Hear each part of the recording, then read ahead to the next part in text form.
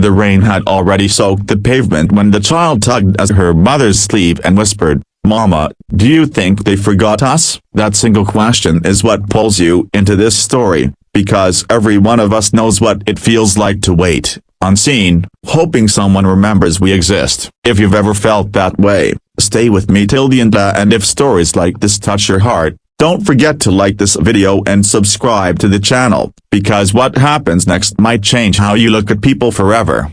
They were sitting on a cold metal bench outside the hospital emergency entrance, not inside where it was warm, but outside where security guards passed without meeting their eyes. The little girl's shoes were too thin for the weather, and her legs swung back and forth because they didn't quite reach the ground. Her mother wrapped an old shawl around her shoulders, pretending it was enough. She was a single mother, the kind the world rarely notices unless she's into wild tired eyes, worn out hands, and a quiet strength that only comes from having no one else to rely on. Inside that hospital was her own mother, the child's grandmother, fighting for her life, and outside sat everything they had left. The CEO arrived the way powerful people usually do, black car, driver opening the door, phone pressed to his ear, mind already in the next meeting. He was there for a board member, someone important, someone whose name people said carefully. As he walked toward the glass doors, the little girl looked up at him with the kind of curiosity only children have. She didn't see his expensive coat or his polished shoes. She only saw a grown-up who might listen. For a moment,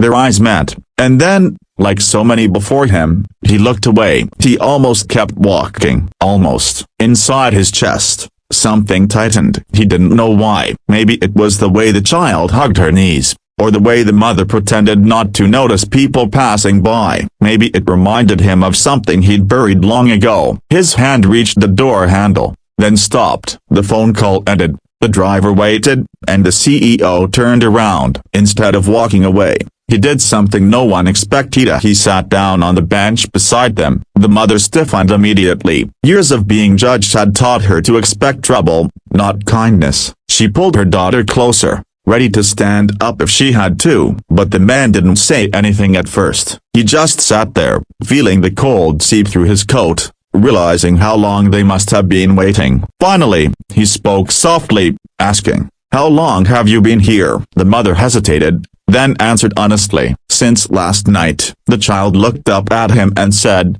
"Grandma's sick. Mama says she's strong, but I think she's scared." The words landed heavier than any business report he'd ever read. The CEO nodded slowly. He remembered sitting in hospitals as a child, waiting for news that adults tried to soften with smiles. He remembered how big the world felt then, and how small he felt inside it. Minutes turned into conversation. The mother explained how her own mother had raised her alone, how she now worked 2 jobs, how hospital bills didn't care how hard you tried. She wasn't asking for help, she was just talking, because for once, someone was listening. The CEO felt something unfamiliar, a helplessness. He was used to fixing problems with money or decisions. This was different. When a nurse finally came out with an update, the mother's legs nearly gave out. The surgery was complicated, the outcome uncertain, visiting hours were limited, and children weren't allowed inside. The little girl's face fell,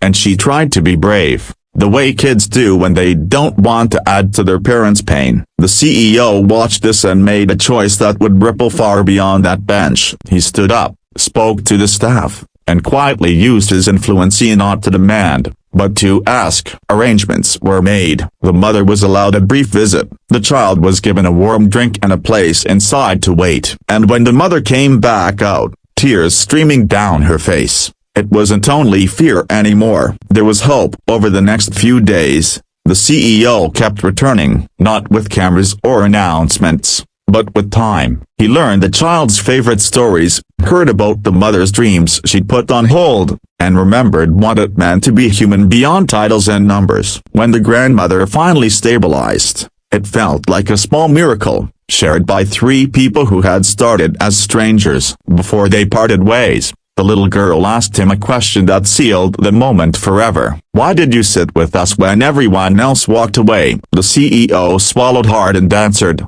"Because once, A long time ago, someone did that for me. This story isn't just about the CEO or a hospital bench. It's about what happens when we choose to stop, to see, to care. Sometimes the greatest power isn't in walking it up, it's in sitting down. If this story moved you, if it reminded you of your own struggles or gave you hope, please like this video and subscribe to the channel. Stories like these matter, because they remind us that one small act of kindness can change a life, and sometimes, it can change the world.